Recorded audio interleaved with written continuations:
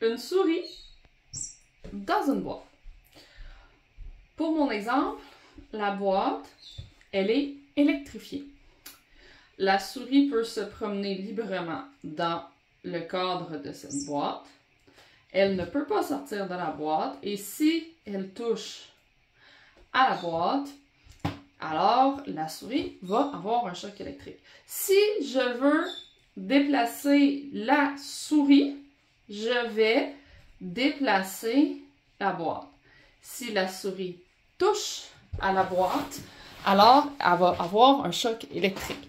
Donc, la souris va se déplacer pour rester dans le centre de la boîte. Donc, je déplace la boîte et la souris va se déplacer afin de rester à l'intérieur du cadre de la boîte.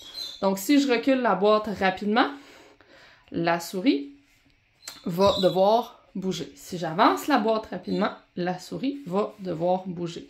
Qu'est-ce qui se passe si j'enlève la boîte et que je demande à la souris de me suivre? En fait, je n'ai jamais enseigné à ma souris à suivre à l'extérieur de ma boîte. J'ai seulement appris à ma souris à suivre le cadre de cette boîte. Donc, ma souris n'est pas capable de gérer les stimulations extérieures parce qu'elle ne l'a jamais appris et n'a pas appris à me suivre sans le cadre de la boîte. Donc, ce qui est le plus à même d'arriver, c'est que ma souris va faire ce qu'elle veut et je n'aurai plus aucun contrôle sur elle. Donc, première façon rapide de regagner le contrôle est de replacer ma boîte. Alors, ma souris a encore de la liberté à l'intérieur de ma boîte. Certaines personnes vont dire, la souris, elle est libre. Tant qu'elle ne touche pas le cadre de la boîte, la souris a un sens de sécurité. Elle peut ne pas prendre de choc électrique. D'autres personnes vont dire, t'as une boîte électrique, donc si la souris touche par inadvertance parce que j'ai déplacé la boîte et qu'il s'est passé quelque chose ou que la souris a pris peur et qu'elle est allée se frapper sur les parties électriques de ma boîte, donc la souris va avoir été maltraitée parce qu'elle a été en contact avec la boîte. Maintenant, on va changer la souris pour un cheval. Attends, je vais aller te parler, regarde. Coucou! Maintenant, on change la souris pour un cheval et on change la boîte pour une chaîne sur le nez. Et le principe reste pareil.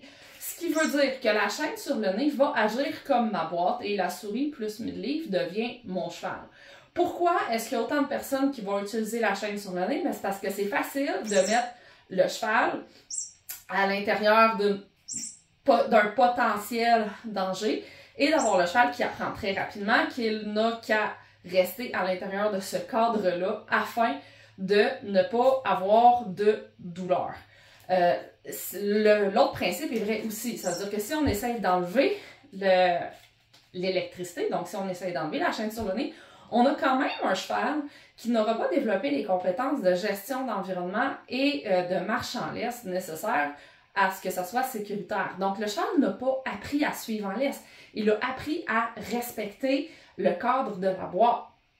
Donc, ce qui est vraiment, vraiment différent, ce qui fait en sorte qu'il y a beaucoup de cheval, quand on enlève la chaîne sur le nez, on est comme, mais voyons, on va justifier la chaîne sur le nez en se disant, mais si je l'enlève, mon cheval ne sait pas marcher en laisse, il va être dangereux, il est distrait partout, il va tirer, etc. Ben oui, c'est normal, parce que pendant qu'il est à l'intérieur de cette boîte-là, l'apprentissage de ce qu'il doit faire, comment gérer, n'est absolument pas fait.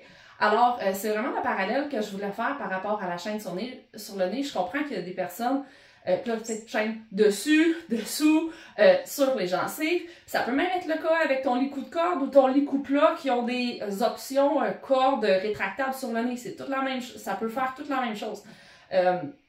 Si le cheval n'apprend pas, si son cadre, je veux dire, c'est une douleur potentielle et ce qui va juste se tenir à l'intérieur de ça. Si tu enlèves le potentiel douleur, tu enlèves les comportements, mais c'est un signe que le cheval, en réalité, il n'a pas appris.